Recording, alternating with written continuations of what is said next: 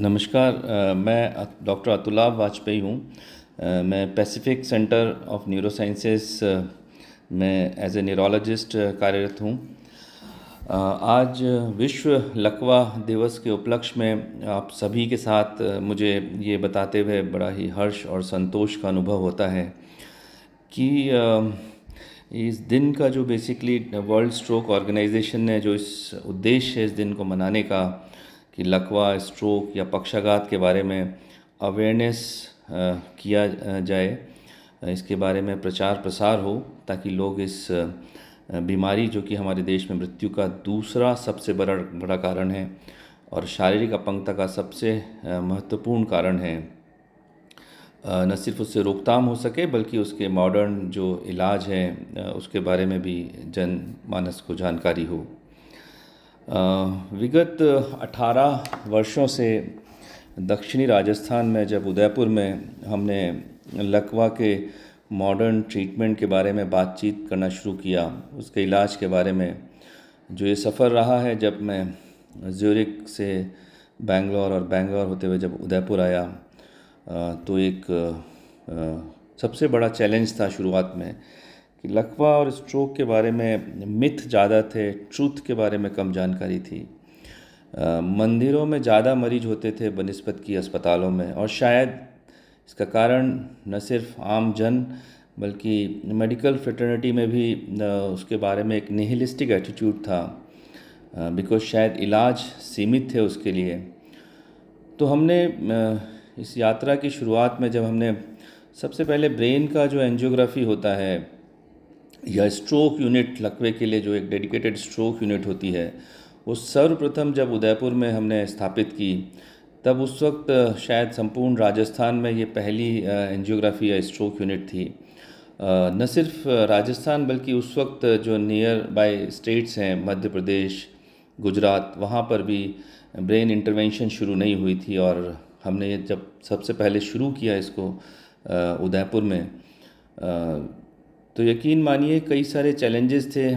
लोगों को इसके बारे में नहीं पता होता था। लकवे के कई मरीज हमने मंदिरों में, आवरी माता मंदिर, हमें सभी को भगवान के आशीर्वाद की आवश्यकता होती है और शायद डॉक्टर एक माध्यम मात्र होता है। Ultimately it is God who decides fate of a human being. पर जो मॉडर्न मेडिकल ट्रीटमेंट और रिलीजियस बिलीफ को कैसे हारमनी में लाके काम किया जाए साथ में, तो मुझे याद आता है 18 साल पहले भी जब आवरी माता मंदिर में लकवे के मरीजों का कैंप किया, और उसका परिणाम ये था कि उस मंदिर के मुख्य प्रबंधक और चीफ प्रीस्ट को भी हमने लकवे का इलाज किया जब वो इससे पीड़ित हुए। विगत सप्ताह ही 18 साल के अंतराल में विगत सप्ताह हमने वापस ये गोवटा माता करके जगह है एक मांडलगढ़ में, वहाँ पर भी बहुत सारे मरीज होते हैं, वहाँ पे ये कैंप किया। तो अंधविश्वासों को हटाने का काम हम हमेशा ये बोलते हैं कि चूँकि लकवे या ब्रेन स्ट्रोक, पक्षाघात का समय पे इलाज बहुत महत्वपूर्ण है। टाइम इज़ ब्रेन, जैसा WHO बोलता है। अगर आप शुरू के 6 घंटे में या अधिकतम 24 घंटे में भी सही जगह पे पहुंचते हैं तो ब्रेन की एंजियोग्राफी करके क्लॉट निकाल के ब्लॉकेज ठीक किया जा सकता है। उससे न सिर्फ लकवे को रिवर्स कर सकते हैं बल्कि कुछ केसेस में लकवे को बढ़ने से रोकने में भी मदद मिलती है। चूँकि ब्रेन एक ऐसा अंग है जो डैमेज होने के बाद वापस नहीं बनता है, रीजनरेशन नहीं होता है। जैसे हमारी स्किन बन जाती है, हार्ट बन जाता है, लीवर बन जाता है, पर मस्तिष्क वापस रीजनरेट नहीं होता है। तो इसलिए टाइम की बड़ी इम्पॉर्टेंस वैल्यू है। जैसा कि पैसिफिक सेंटर ऑफ न्यूरोसाइंसेस में मिसेस प्रीति अग्रवाल ने जो स्लोगन दिया था, समय पर आएं, अपंगता बचाएं, तो टाइम का बड़ा इम्पॉर्टेंस है। और हम हमेशा इस बात में बड़ा गर्व महसूस भी करते हैं कि हम एक बार पेशेंट अगर इमरजेंसी में आता है तो 1 घंटे के अंदर मस्तिष्क की बंद धमनियों को खोल देते हैं। This is the best time probably anywhere in the country which we am and we are able to achieve that. देखिए, लकवे के बारे में मोटे तौर पे जब एक आप फास्ट लकवा, यानी जैसे हार्ट अटैक में हार्ट में खून का सप्लाई में कमी होता है या ब्लॉकेज होता है, लकवे में मस्तिष्क में खून का सप्लाई में ब्लॉकेज होता है। तो उसके लक्षणों को पहचानने के लिए फास्ट का जो एक नेमोनिक है, फास्ट साधारण भाषा में अगर कहें एफ से फेशियल वीकनेस यानी चेहरे पे कोई टेढ़ापन आए, ए से आर्म या लेग वीकनेस यानी हाथ या पाँव में अचानक कोई कमज़ोरी आए, ए से स्पीच चेंज, इसका मतलब है कि भाषा को समझने या बोलने में कोई दिक्कत हो, और टी से टाइमली इंटरवेंशन, जैसा मैंने बताया आइडियली 6 आवर्स में या मैक्सिमम 24 घंटे में आप सही जगह पे पहुँचे जब मस्तिष्क का एंजियोग्राफी करके क्लॉट को हटाया जा सकता हो। तो बेसिकली फास्ट याद रखें तो 80-90% आप लकवे के सिम्टम को आइडेंटिफाई कर सकते हैं, और समय पे आप कहीं हैं, आप ये सिम्टम किसी अन्य व्यक्ति में देखें तो आप पहचान के तुरंत अस्पताल में उसको पहुंचा सकते हैं। देखिए, किसी भी बड़ी बीमारी या समस्या के लिए, उसके समाधान के लिए 3 चीज़ों की मुख्यतः आवश्यकता होती है। सबसे पहले जो आवश्यकता होती है वो एक विज़न की, आपका एक विज़न होना चाहिए उसको कैसे टैकल कर सके लोकल कंडीशंस के हिसाब से। दूसरी आवश्यकता होती है आपके पास मैन पावर होनी चाहिए, स्किल्ड। तीसरी आवश्यकता होनी चाहिए आपके पास इंफ्रास्ट्रक्चर हो। देखिए, अब ये तीनों चीज़ें बड़ा ही रिलेटिव है। विज़न चूँकि था हमारे पास, हमने फॉर्चुनेटली एक यहाँ पे टीम बिल्डअप की जिसमें neuro intensivist, neuro anaesthetist, medical staff, stroke unit incharges, cath lab staff and incharges, ICU, neuro ICU के इंचार्जेस और स्टाफ, उनको ट्रेन किया, तो एक बहुत बड़ी मैन पावर क्रिएट की।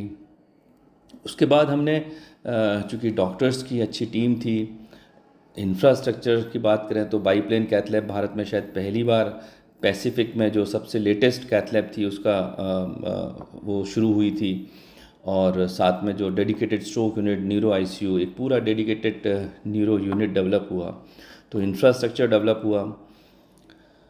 तो ये सभी चीज़ों की जब साथ में जब उपस्थिति होती है तो ऑब्वियसली आप इलाज की क्षमता आपकी बढ़ जाती है।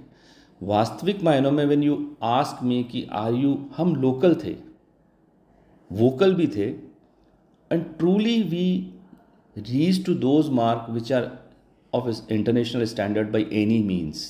कहने को बड़ा आसान है, आजकल सभी अंतर्राष्ट्रीय होता है, बट एक्चुअली उस स्तर पे पहुंचने के लिए न सिर्फ समय लगता है, धैर्य रखना होता है, लगातार मेहनत करनी होती है, तो आप वो बेंचमार्क आप मीट कर पाते हैं। और इसका परिणाम ये हुआ, आज भी उदयपुर में न्यूरो इंटरवेंशन के लिए जो बेस्ट न्यूरोलॉजिस्ट, न्यूरोसर्जन्स, जो ब्रेन्स हैं, Udaipur is among the 3 top centres in the country जहाँ पे ट्रेनिंग के लिए लोग आते हैं। विदेशों से कई सारे लोग आते हैं इस ट्रेनिंग के लिए।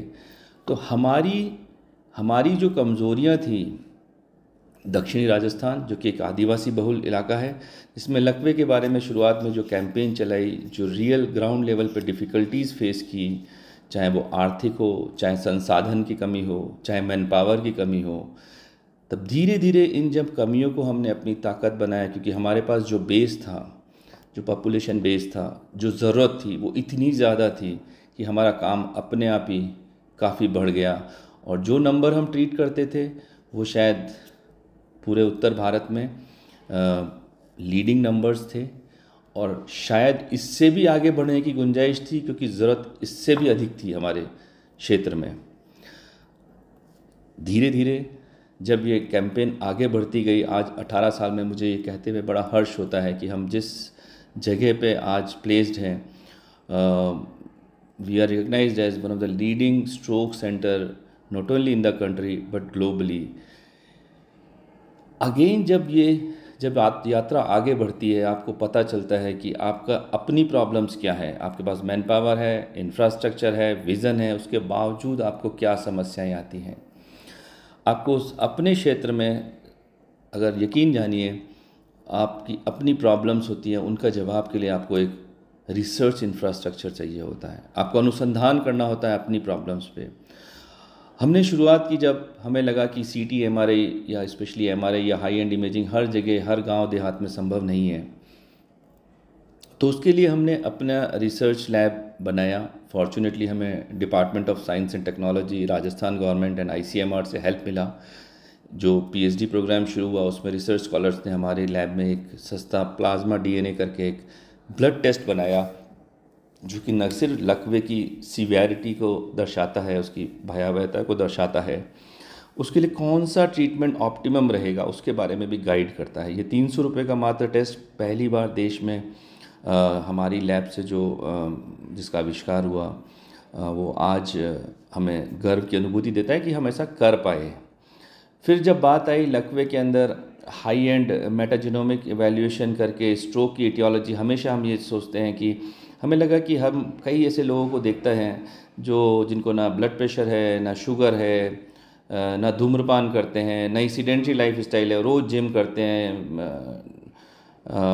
वज़न भी ज़्यादा नहीं है, पर उनको भी हार्ट अटैक या लकवा हो जाता है। ऑफ कोर्स ये सब रिस्क फैक्टर हैं, मैं ये नकार नहीं रहा हूँ कि हाइपरटेंशन, डायबिटीज़, कोलेस्ट्रॉल की अधिकता, धूम्रपान, सीडेंट्री लाइफ स्टाइल, खान पान, ये सब रिस्क फैक्टर्स यानी कारक होते हैं लकवे या हार्ट अटैक के। बट इसके बावजूद, ये सब चीज़ें नहीं होने के बावजूद भी लोगों में होता है। तब हमने जो मेटाजेनोमिक एनालिसिस किया, अगेन वो विश्व में पहली बार हमने 27 से ऊपर बैक्टीरिया आइसोलेट किए ब्रेन के थ्रोम्बस से। जब हम एंजियोग्राफी करके ब्रेन में से क्लॉट निकालते हैं, तो ये विश्व साहित्य को, मेडिकल साहित्य को, स्ट्रोक लिटरेचर को इमेंसली कंट्रीब्यूट किया। उसके बाद कई सारी यहाँ पे अभी भी ऑनगोइंग रिसर्च है जो हमारी लोकल प्रॉब्लम से रिलेटेड थी, पर उसका एडवांटेज एक ग्लोबल था, विश्व स्तर पर।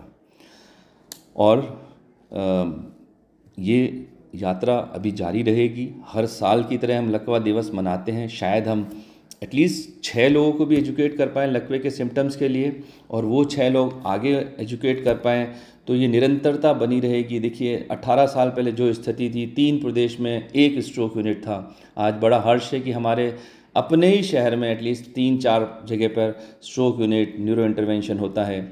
चीज़ें बदल गई हैं। राजस्थान में आज 15 सेंटर्स ऐसे हैं कम से कम। तो चीज़ें बदली हैं और बदलेंगी।